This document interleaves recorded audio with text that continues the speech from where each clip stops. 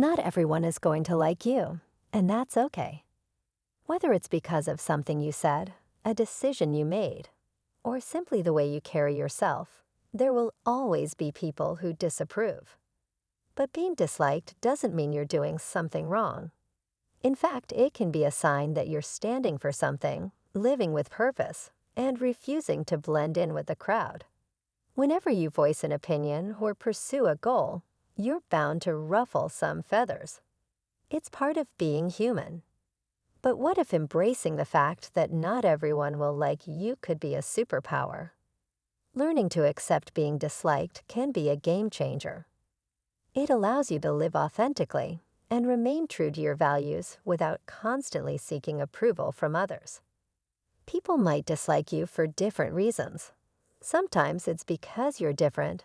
Maybe your career choice is unconventional, or your lifestyle doesn't fit societal norms. When Steve Jobs dropped out of college to follow his passion for technology, even his parents didn't understand or approve of his choices. But his willingness to be different changed the world. Other times, people dislike us because of decisions that affect them. Leaders and managers often face this challenge when making tough calls for the greater good, knowing that not everyone will be happy with their choices. And sometimes, dislike isn't even about us at all. It can stem from other people's insecurities, jealousy, or misunderstandings. Have you ever met someone who seemed to dislike you before you even had the chance to speak to them? That reaction usually says more about them than it does about you. As social creatures, humans are wired to seek approval. When we feel disliked, it can shake our confidence, make us anxious, and even push us to change who we are just to fit in. Think back to high school. Remember how it felt when the popular crowd didn't approve of you. That sinking feeling, the constant worry about what others thought, it was exhausting. And for many people, those feelings don't disappear as they grow older. Instead, they just get better at hiding them. Social rejection can even trigger the same areas of the brain as physical pain, making the experience of being disliked quite literally hurt. How we react to being disliked makes all the difference. Some people change themselves to please others, toning down their personalities, hiding their true opinions, or abandoning their dreams just to gain approval. Others take a defensive stance, becoming aggressive toward those who dislike them, lashing out to regain a sense of control. Then there are those who withdraw, avoiding social situations, or stopping themselves from sharing their ideas out of fear of rejection. But there is another way, one that transforms being disliked from a weakness into a strength. Stoicism, an ancient Greek philosophy that has guided people for over 2,000 years, offers powerful insights into handling dislike. The Stoics taught that while we cannot control what others think of us, we can control our own thoughts and actions. They believed that true happiness doesn't come from external approval, but from living according to our values and doing what we believe is right. Instead of measuring self-worth by how many people approve of us, we can find confidence in our own integrity. Criticism, rather than being something to fear, becomes an opportunity for growth. One important Stoic principle is voluntary discomfort, the idea that deliberately exposing ourselves to difficult situations builds resilience. Applying this to social interactions means learning to be comfortable with being disliked, knowing that it strengthens our character and helps us stay true to ourselves. Another key Stoic teaching is the dichotomy of control, the ability to separate what we can control from what we cannot. Our thoughts, actions, and responses are within our control, but other people's opinions and judgments are not. By focusing on what we can influence, we free ourselves from the exhausting need for constant validation. The Stoics also emphasized self-reflection. Instead of immediately reacting to criticism, a Stoic approach would be to pause and ask, is this criticism valid? Does it align with my values? Can I use this as an opportunity to improve? Marcus Aurelius, the Roman emperor and Stoic philosopher, was no stranger to criticism. Despite being one of the most powerful figures in history, he faced opposition and judgment constantly. In his personal writings, later published as *Meditations*, he reminded himself not to be disturbed by the opinions of others. He wrote, "If someone is able to show me that what I think or do is not right, I will happily change, for I seek the truth, by which no one was ever truly harmed. It is the person who continues in his self-deception and ignorance who is harmed." His ability to remain focused on his principles, rather than getting caught up in external opinions, made him an effective leader. Applying Stoic principles to modern life can help us gain the power of accepting being disliked. Accepting dislike isn't about becoming immune to it, but about learning to navigate it in a way that strengthens us. The goal isn't to seek disapproval, but to recognize that when we live authentically, some level of criticism is inevitable. When we stop trying to control others' opinions, we gain freedom, the freedom to be ourselves without fear. Reframing dislike as a tool for growth can be transformative. Criticism can challenge our assumptions, push us to improve, and force us out of our comfort zones. The key is distinguishing between valuable feedback and noise. Not all criticism is worth our attention. A useful approach is to ask, is this feedback specific? Is it actionable? Does it come from someone whose opinion I respect or someone with relevant experience? If the answer is yes, it can be a valuable opportunity for self-improvement. If not, it's just background noise that we can let go of. A modern example of someone who used widespread criticism as motivation is Elon Musk.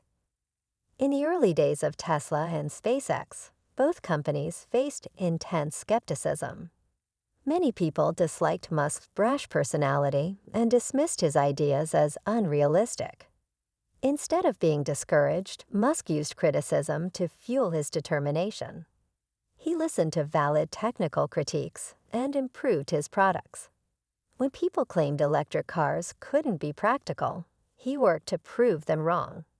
When they said reusable rockets were impossible, he and his team innovated until they succeeded. Musk didn't let public opinion dictate his actions. He used it as a challenge to overcome.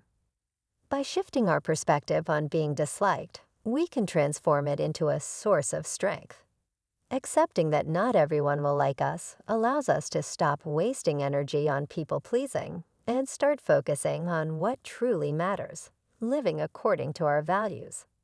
Instead of fearing criticism, we can use it as a tool for self-improvement. And instead of letting rejection shake our confidence, we can develop the resilience to stay true to ourselves, no matter what others throughout history. Individuals who embraced being disliked often ended up revolutionizing industries and reshaping the world. While you may not need to revolutionize an industry, you can apply the same principle in your own life. The next time you face criticism, try to look at it objectively. Ask yourself if there's something you can learn from it, or if there's a way to use it to improve yourself. Handling negative opinions is easier said than done. Knowing a concept in theory is one thing, but applying it in real-life situations, especially when faced with disapproval, is another. Developing emotional resilience is key. This is your ability to bounce back from negative experiences, much like building a muscle. The more you exercise it, the stronger it gets. One way to build resilience is through reframing, a psychological technique that shifts how you perceive a situation. Instead of thinking, "This person dislikes me, I must be awful," try thinking, "This person's opinion is just one perspective. It doesn't define me." Practicing self-compassion is another powerful technique. Often, when people dislike us, we become our own harshest critics. Instead of beating yourself up, imagine how you would treat a good friend in the same situation. You might tell yourself, "This is tough, but I'm doing my best. I'll get through this. Setting and maintaining personal boundaries is crucial for self-respect and reducing the impact of negative opinions. Boundaries dictate how others can treat you and what level of criticism you engage with. You don't have to attend every argument you're invited to. For example, if a colleague constantly criticizes your work in an unconstructive way, you might say, "I'm open to specific, actionable feedback, but general negative comments aren't helpful. Let's focus on concrete suggestions for improvement." Practicing mindfulness and self-reflection further strengthens resilience. Mindfulness involves being fully present in the moment and observing your thoughts and feelings without judgment. The next time you feel the sting of disapproval, pause, take a deep breath, and simply observe your emotions without reacting to them. Self-reflection complements mindfulness by helping you align your actions with your values. When you know who you are and what you stand for, disapproval loses much of its power. Take a moment to reflect on a recent situation where you felt disliked or criticized. How did it make you feel? Where did you feel it in your body? Instead of focusing on the dislike, ask yourself what you can learn from it. If the criticism contains no useful insight, use the experience as an opportunity to stand firm in your values. Set a boundary that helps you manage similar situations in the future. Finally, show yourself some compassion. Remind yourself that this is a learning experience and that you're doing your best. These strategies won't make negative opinions disappear, but they will change how you relate to them. They shift the power back to you, allowing you to navigate criticism with strength and self-assurance. Handling negative opinions is a skill, and like any skill, it takes practice. The goal isn't to never feel hurt by criticism, it's to build resilience, learn from the experience, and remain true to yourself despite disapproval. Applying these strategies in real-life situations can be transformative. Consider a workplace scenario where you propose a new idea in a meeting, only to notice a colleague rolling their eyes. After the meeting, they dismiss your idea outright. Instead of taking it personally, accept the reality that not everyone will support your ideas.